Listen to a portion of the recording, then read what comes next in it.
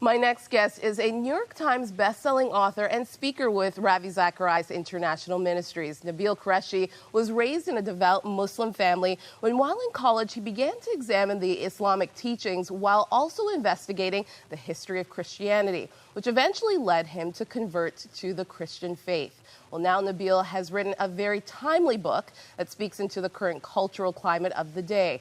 With news of terrorist attacks, jihadism, ISIS, Al-Qaeda, and Boko Haram, conversation around Islam and the motivations behind some of this activity has many wanting to know more about the teachings of Islam and asking the question, is Islam truly a religion of peace like many claim it is? Welcome, Nabeel. Thanks, Maggie. It's good to be here. It's an honor to have you here. I loved reading this book.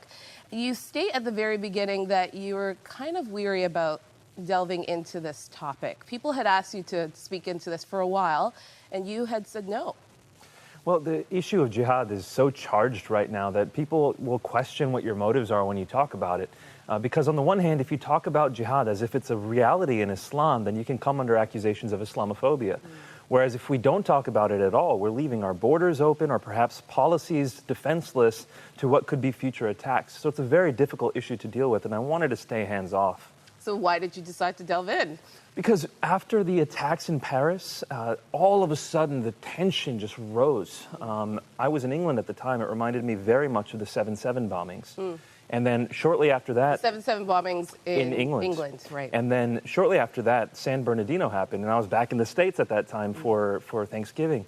And then it felt even worse than it felt right after 9/11, where people were just angry and confused. They had just forgiven people after the Paris attacks, and they didn't know how to handle the situation. And so what I didn't hear in this very charged political climate in the United States was something that was both charitable and also truthful. I heard one or the other, but not both. And so I felt like a voice needed to speak up, and that's why I wrote the book. And what I appreciate about this, Nabeel, is that you say at the very beginning, you want this to be objective. This is not an us versus them. This is not Christian versus Islam.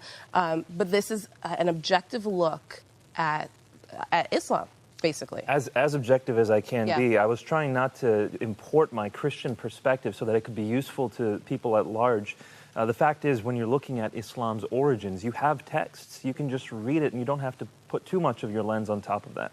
So tell our viewers a little bit of the backstory. How did you become a Christian? You came, as I said, from a devout family. Your mother wears a burqa as well as your sister. So that's an example of how devout your family was. A long line of missionaries, and you become a Christian. And this is exactly why I feel like this is such an important time for us to engage this issue, because for me, a large part of the search happened starting at September 11th.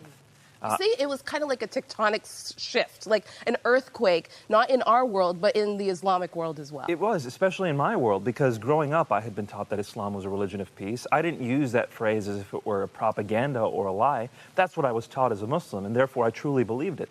And that's why when I hear Muslims say today Islam's a religion of peace, I don't accuse them of lying. But after September 11th happened, people wanted answers. How do you explain what these people did? Clearly they did it in the name of Allah.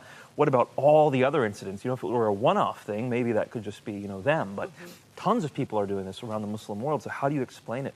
And it was through investigating their perspective. Those terrorists, they don't say, they don't do it silently. They tell you why they do it. And going back to the history of Islam, looking at the Quran, looking at Muhammad's life to say, what do these texts actually teach? And it was in the course of investigating my faith objectively, as possible, that I encountered a violent reality of Islam. Let's talk about that. I found this fascinating. You say in the book, Muslims are adherents of Islam, and Islam is the worldview of Muslims, but they are not the same. And you state that Muslims don't believe all the same things. Explain that. Well, Islam is a religion. It's a system. It's a political, socio-religious, legal system. Muslims are people.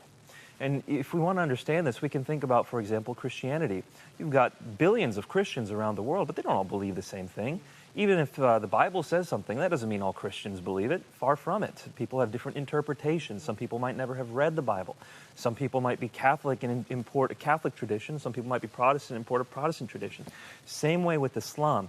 You've got Islam, which is the system, and Muslims of all kinds of stripes, denominations, cultural backgrounds, levels of devotion.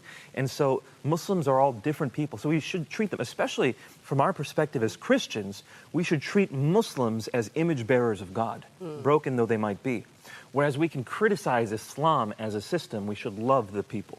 The teachings of Islam. So tell me a little bit, in the book you talk about the idea that Islam is a religion of peace.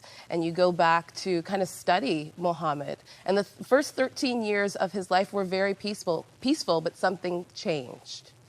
So, according to the Islamic traditions, now there's a whole discussion about how reliable they are, but if we assume the Islamic traditions, Muhammad claims to be a prophet around 40 years old, which is 610 AD. And then for the first 13 years, he's preaching a message of monotheism. He's preaching a message of taking care of widows and orphans. He himself was an orphan growing up. His father died before he was born. His mother died shortly thereafter. So he saw the conditions of the underprivileged, and he argued that we should support them and take care of them. That's what his ministry was like for the first 13 years. But when he ultimately fled to Medina, that is when he was able to start fighting. That is when he had an army at his control.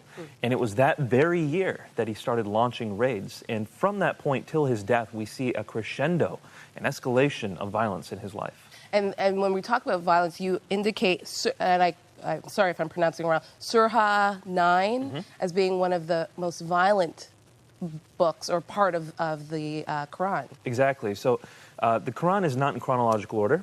So chapter 1 is not the first. Chapter is actually in the 90s is the first one. The last chapter chronologically to have been composed is Surah 9. It is, bar none, the most violent. It's called Surat al-Bara, which means the chapter of disavowal.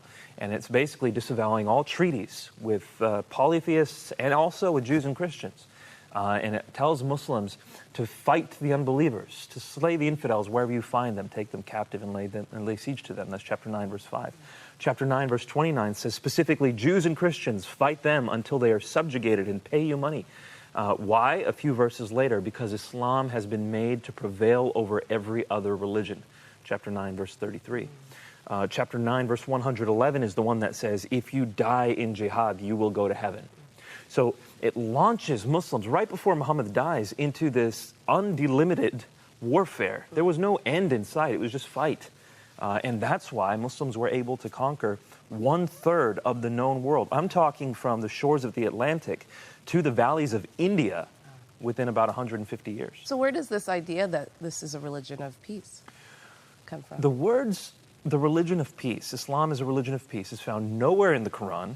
It's found nowhere in the Hadith. It's not even really found in any polemical literature, any commentaries, until the 20th century. So this is a modern phrase that was invented by people in India who were interacting with British folk. This was before India was reverted to its own control. And so that's where we see the phrase Islam is a religion of peace coming up, in interactions between Western culture and Islam, usually when we're talking about polemics and apologetics. So is it accurate? Now, how do we mean the phrase Islam is a religion of peace? If we mean that there are peaceful Muslims, no one can argue with that. I would say the vast majority of Muslims in the world are peaceful, and I would say that without hesitation. But if we say Islam is a religion of peace, that's problematic because, again, Muslims are not Islam. Islam is the system. And like I said, Muhammad had been fighting from the first year that he could until he died. And he launched Muslims into battle such that they conquered 1/3 of the known world, and then they kept fighting. From that time until the fall of the Ottoman Empire, Muslims had a significant degree of military control throughout the world. It's really hard to say in any way that Islam is a religion of peace when we're talking about physical peace. Now, when we talk about jihad, it's always kind of been told or described in the context of religious, maybe offense, not really, and so it's, or defense, I should say, and not really considered a violent thing, but more defending a faith. Is that correct? In the West, that's what we were told growing up, that Muhammad only fought defensive battles. He was trying to protect the ummah, the Muslim people. The fact is, though, when you get past the modern narratives and you start reading the text of the Quran directly, and you start reading the history of Muhammad's life directly, there's no question that's not the case. He launched raids. Even the first battle that the Muslims fought, the Battle of Badr, was a result of a raid that he launched against a caravan that Muslims fought. And so from the beginning, there's no real distinction actually in that time between offensive and defensive battles. If you have an enemy, you fight them, is basically the way people saw it. And that wasn't just Muslim, that was everyone back then.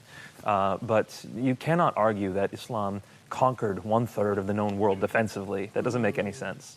In your book, you also talk about jihad is a defensive move, or could be seen as a defensive move, but it has to be kind of claimed by someone in power. So, for instance, Osama bin Laden would say, would direct Al-Qaeda to, have some sort of a jihad moment, and I apologize for the way I might be describing it, but it has to be kind of claimed by someone in the upper echelon, basically. Yeah, so there were rules of jihad that were concretized a few hundred years after Muhammad. So Muhammad didn't lay out these rules per se.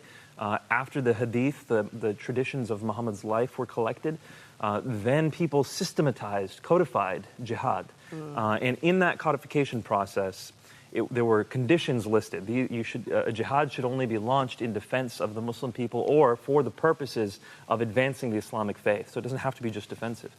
And it should be launched by a leader of the Muslim people. So this is why some people argue that after the Ottoman Empire fell, you couldn't have a legitimate jihad until ISIS came, because ISIS is establishing its own caliphate. And this is why it's such a big issue across the Islamic world, whether to recognize the caliphate of ISIS or not, because if so, then they could launch officially recognized jihad. So it's actually, these rules are important. I was actually speaking to a pastor in Nigeria the other day, and he said that in his neighborhood in Jos, Nigeria, before Muslims attack, and it happens quite regularly, they will distribute pamphlets saying, "Be forewarned. We will be attacking you." Really? Yeah, and it's sometime within the next 2 weeks after those pamphlets come.